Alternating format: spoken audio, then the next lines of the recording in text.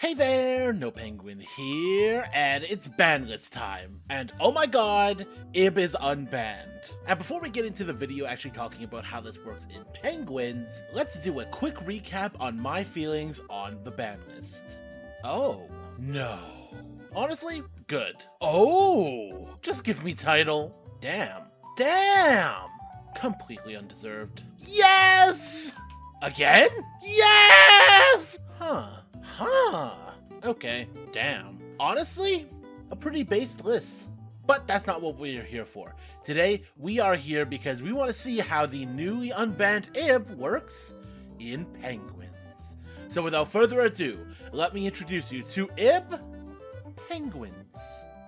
And here is the list. Now what you're seeing here is just a prototype list, nothing really finalized, just really the combo pieces we need to access Ib. But before we go into those combos, let's get a little reminder of what Ib can do. Ib is a level 5 synchro monster with no requirements, but importantly, it is a tuner monster and a water monster. That means that we could use Squire to go into Ib without having any issue with Squire's requirements on needing to be a water monster. On summon, you're going to be able to add any World Legacy card from your deck to your hand, and if this Synchro Summon card is sent to the graveyard, you could summon another World Chalice monster from your deck or graveyard, but most often we're going to be summoning from the deck. And in this particular deck, I have decided to summon Beckoned by the World Chalice. Now we're going to go into specifically why a little later, but just as a bit of a spoiler warning, it's literally because it's the only level 4. As for the World Legacy card we're searching, it is World Legacy Succession. This is literally just a monster reborn that we can search out from the deck, given we have a link zone to summon it to. And you guessed it, we're going to be using this to resummon the Gap. But that's enough talking, enough teasing. We are going to get into the combos and show you what Ib can do for the deck. First off, we are going to start with the standard Penguin combo. We've seen this combo many a times on this channel. I have showed it off in other combo videos, but really all we are going to need is a Great Emperor Penguin or Squire and the Royal Penguin Gardens. Or really just any way to tribute summon Gap. But enough about that, let's get into the combo itself. It starts off pretty normally. We're just going to use the Royal Penguin Gardens to search out the Squire, use its effects so we can normal summon the Gap effect. We're going to actually go into Ninja and Puny Penguin, just like the regular Penguin combo that you know and love. But when we summon Squire, we're going to modulate it to a 4. That way we can use a Puny to go into Ib. From here we're going to grab Gap, search the Succession off of Ib, special summon back to Gap. We can actually go into Drag-Eye here, sending the Ib to the graveyard to special summon our Beckoned. Then we can go ahead and go into our Grab again to go ahead and just get out a link here. We're going to go for Coil and Enemy, use Succession to bring it back. Then we are going to use the Nopenguin we summoned off the Gap the second time to bring it back here so we can go into Barone. That is why we need the Beckon. And with the Coil and Enemy, we can go ahead and grab Puny to get a Penguin Brave on top of that. This board is kind of really good.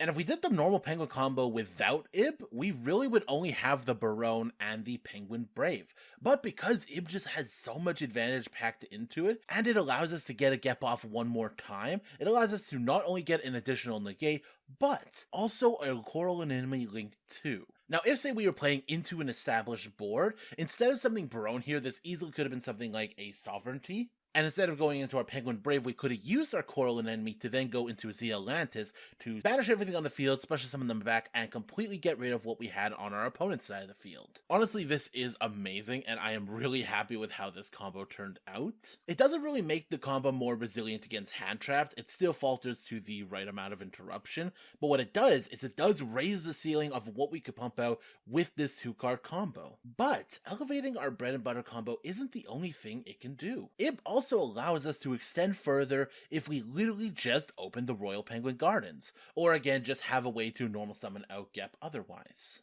We're going to activate the Royal Penguin cards to of course get Gep, we're going to discard one of our fodder cards in hand to summon it out, and we're actually going to be going into Floor Penguin and Penguin Soldier. That way we can get into our Ib and get the Succession, Gravity Controller so we can send it to the graveyard to get back and out, Succession to bring back the Gep, and then use Gep's effect to grab out a Polar Penguin and a Nopenguin to go into Barone.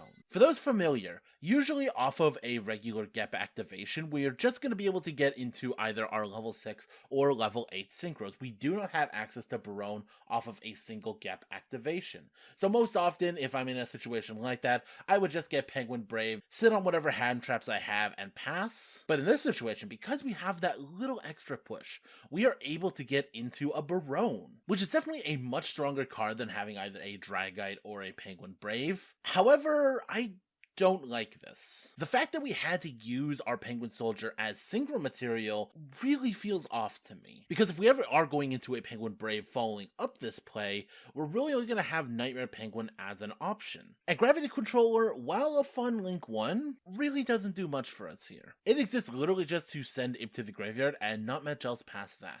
There are just other cards that I may want to play instead of Gravity Controller, and the second that I'm looking for things to cut, this is probably the first to go. But still, it's clear that even with a super unoptimal hand, it was just a ridiculously powerful card. It's able to push advantage to an insane degree, and this card is gonna be a problem, I guarantee it.